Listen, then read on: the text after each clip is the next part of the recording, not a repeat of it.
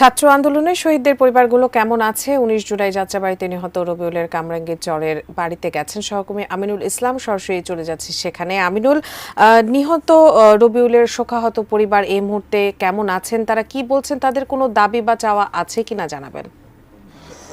জুলাইয়ের ছাত্র আন্দোলনের পরে আগস্টের ৫ তারিখে শেখ হাসিনা সরকারের পতনের এই যে ছাত্র জনতার গণ অভ্যুত্থান হয়েছিল, সেখানে আসলে প্রথমে ছাত্রদের এই আন্দোলনের সঙ্গে বিভিন্ন শ্রেণী পেশা মানুষরা যুক্ত হয়েছে। গতকালকে আসলে সেটি ১ মাসে তারা সেই শহীদদের স্মরণ করে শহীদি মার্চ কর্মসূচি পালন করেছে। আমরা আসলে এখন সেরকমই এক শহীদ যিনি হয়েছেন এই আন্দোলনে মৃত্যুবরণ করেছেন তার পরিবারের সাথে আছি। অর্থাৎ এই একটি মাসে আসলে তাদের কেমন কাটলো, কেমন করে তারা এই দুঃসহ স্মৃতিগুলো তারা বহন করলো, আসলে সেটি জানার আমরা চেষ্টা করছি। ১৯শে জুলাই যাত্রাবাড়িতে পথে এই ছাত্রদের যে আন্দোলন চলছিল, সে সময় যে পুলিশের নির্মম গুলির মুখে পড়ে সেখানে নিহত হন রবিউল ইসলাম। পুরান ঢাকায় তিনি ব্যবসা করতেন, সেই ব্যবসায়ী রবিউল নিহত হন পুলিশের গুলিতে। কিন্তু তার আগেই তার বিবাহিত স্ত্রী যিনি রয়েছেন, তার ৭ মাসের সন্তান নিয়ে এখন স্বামীহারা শোকের মধ্যে সময় পার করছে। আমরা আসলে সেটি অনেকটা কষ্টদায়ক। এই সন্তান ভূমিষ্ঠ হওয়ার আগে স্বামীর চলে যাওয়া, অনাগত সন্তানের মুখের দিকে এখন চেয়ে আছেন সেই রবিউলের স্ত্রী তানিয়া।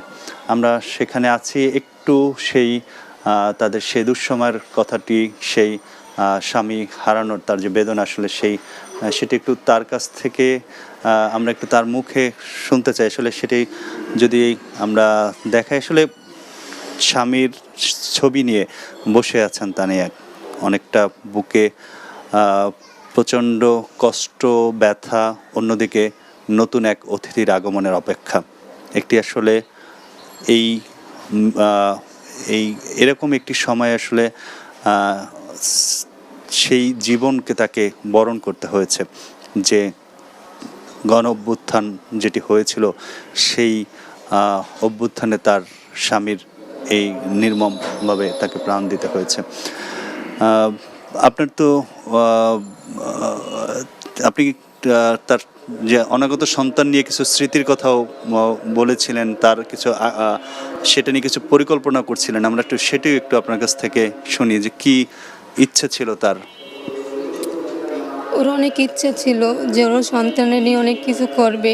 আমাদের বিয়ে হয়েছে 1 বছর, তার মধ্যে আমি 8 মাসে গর্ভবতী। আমার হাজব্যান্ড অনেক কষ্ট করে 10 বছর কষ্ট করে একটা দোকান ঠিকঠাক করছিল। ওর অনেক ঋণ করছে, আমরা অনেক সহযোগিতা করছি ব্যাংক থেকে। তারপরে জায়গা জমি বিক্রি করে আমরা একটা দোকানপাট গুছিয়ে দিয়েছি। কিন্তু আজকে ও যে এভাবে মারা যাবে আমরা কোনোদিনই ভাবি নাই।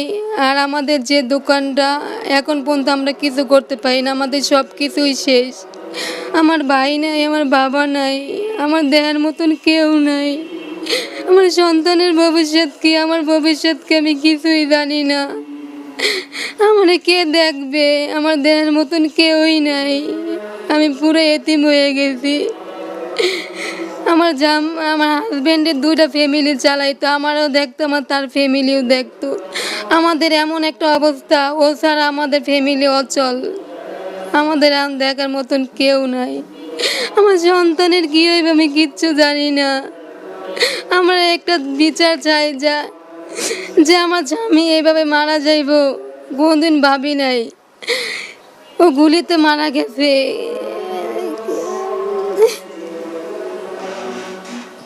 তানিয়ার চোখের পানির আসলে কেউই সেই মূল্য দিতে পারবে না, সেটির কেউই সেই সান্ত্বনা দেওয়ার মতো শক্তি নেই। কারণ এত অল্প বয়সে বিধবা হতে হয়েছে তানিয়াকে, অন্যদিকে তার এই কষ্টের মধ্যেই আবার বহন করতে হচ্ছে 8 মাসের সন্তানকে। সেই সন্তান নিয়ে তাদের যে স্বপ্ন ছিল, সেই স্বপ্নর ধূলিসাৎ হয়েছে তার স্বামীর মৃত্যুতে। অর্থাৎ এই যে ছাত্র জনতার গণ অভ্যুত্থানে প্রত্যেকটি পরিবারের যারা নিহত হয়েছেন, অর্থাৎ তাদের প্রত্যেকটি পরিবারের কথাগুলো আসলে অনেকটাই কাছাকাছি, একেবারেই নিঃস্ব।